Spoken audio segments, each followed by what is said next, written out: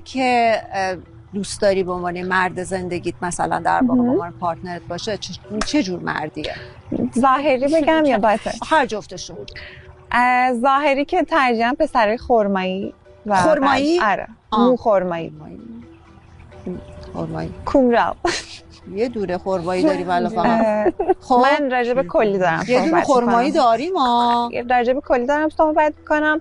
از لحاظ شخصیتی پسری که بلد باشه چجوری بخندونه پارتنرشو دیگه.